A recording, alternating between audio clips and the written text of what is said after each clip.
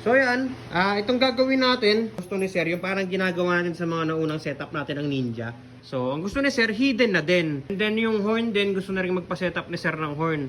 Nga, itong kanyang mga pagkaka-wiring, siguro hindi satisfied si Sir. Pero okay naman to Gumagana po lahat ng wiring nito, nga lang hindi lang talaga satisfied si Sir sa kung paano winiring.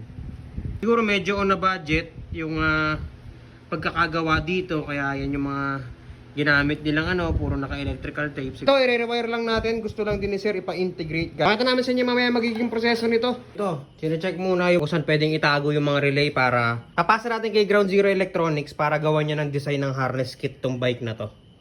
Ito na naman kami ni Master Wang, nagpapakondisyon.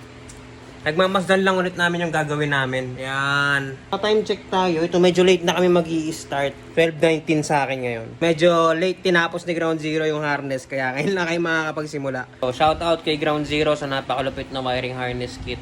Custom made para dito sa bike na to. Ubos na yung kape namin ni Master Wang. So, let's get it on. Mga nakatago. Di pwede sa basta hila ng hila yan. Tornilyo sa loob Akalain mo ba meron yan dyan? Ayun paklas na. Ang daming tornilyo sa likod. Kaya dapat medyo maingat kayo pag nagbabakas kayo ng mga ganyan. Bayan ang mga parte ng ritual. Hiwalay ang bolts ng kaliwa, hiwalay ang bolts ng kanan. Para siguradong walang lito. Reminder lang din sa mga magbabaklas, lalo ng mga sports bike. So yan. Yan yung mga dapat yung pag-ingatan yung mga nakapaloob. Ano ba to? Ba't ganito? Ano to? Nakasingit na to. Sige, tanggalin na lang natin. Tanggal na. So ito pa pala, nakita din namin. So nagtitrace kami ng linya ng positive. Ito yung positive niya dati. Ang nipis nung kable, tapos walang fuse. Kung yung gagawin yan. Kasi oras na magkaroon ng short circuit, walang magka-cut off ng kuryente. Susunugin yan yung mga wire kapag walang fuse. So reminder lang, mga naggagawa din ng ganito. Wag na wag po kayong magwa-wiring nang wala kayong fuse. Pero yung papalit natin ngayon, may separate na fuse box. Nag-isa yung horn, tsaka mini driving light. So, buti na lang din Sir, napatignan mo na sa amin. Wala palang fuse to. Ninja 400 pa man din yung unit ni Sir. Wala yung horn, tsaka light set na ikakabit natin dyan. Extra service muna ni Master Wang yan. Pinoformala ni Master Wang yung mga kakabit nating bagong busina. Kailangan lang tayo thread locker para talagang sureball na sureball, Master? Oh, yan na yung wiring harness kit natin. Buntago na naman yan padaan ni Master talagang ilalim na ilalim. Hindi kasi pwedeng nasa taas gawa ng iipitin ng upuan. In the long run, mababalatan lang din yung kable. Pero kanina okay pa maluwag-luwag pa kanina Sugat-sugat na. Ano yung magkasugat yung mga ganyan-ganyan parte ng pagmemekaniko yung Master. Kung tutuusin, madali lang magkabit ng harness. Pero dyan, kung paano mo siya igagapang ng malinis. Nakakabit na ni Master Wang yung natin, fabricated na switch bracket, tsaka yung ating pinakang main kill switch. So ayan, connect lang dun sa stock trigger ng horn. Ayan. May kulang pang bolt yung radiator guard. Lagyan na lang din natin. Ayun, medyo mahaba nga lang compared dun sa mga nakakabit. Kisa naman hayaan natin wala. Time check, 4:05 AM. Mga ganyang galaw, Cable management. Ating mga connection ng ating auxiliary lights papunta dun sa ating main harness.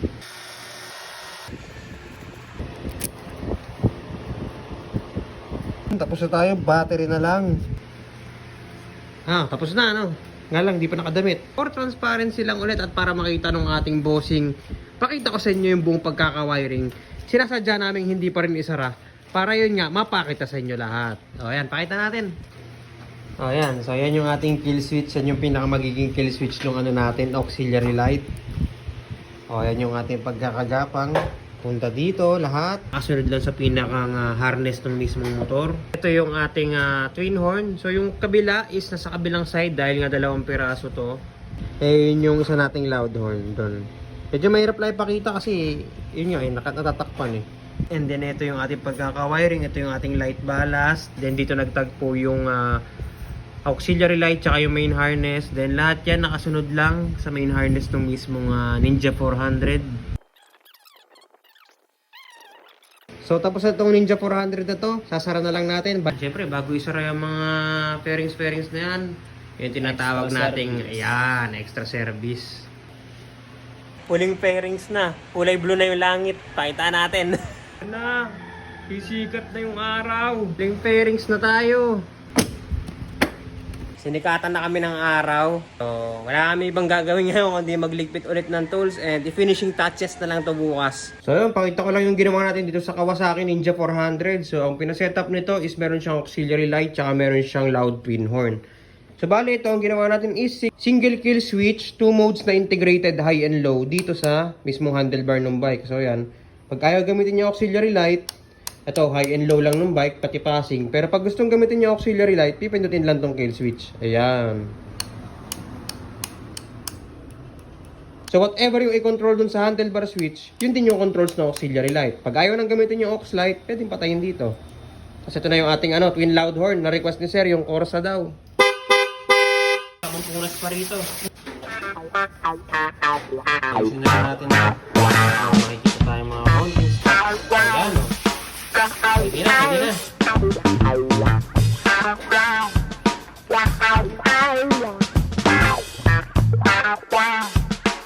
So yan, ganun ulit. Baka may mga magtatanong, hindi ba sasayad sa fender yung ginawa namin? So, to answer that question, papakita na lang ulit namin. So, bounce check natin, Master. Dalawa kami magtutuon ni Master. Oh. Okay. Layo, sobrang layo. Oh. Okay.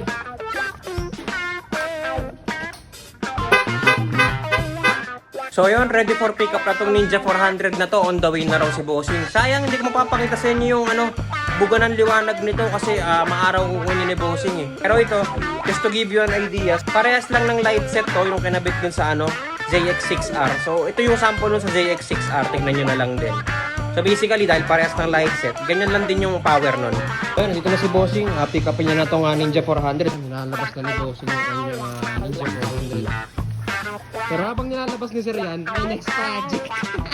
Kung sa akin na naman, Dominar 400. So yan, okay na yung Ninja 400 ni Bossing. Ready for take off na.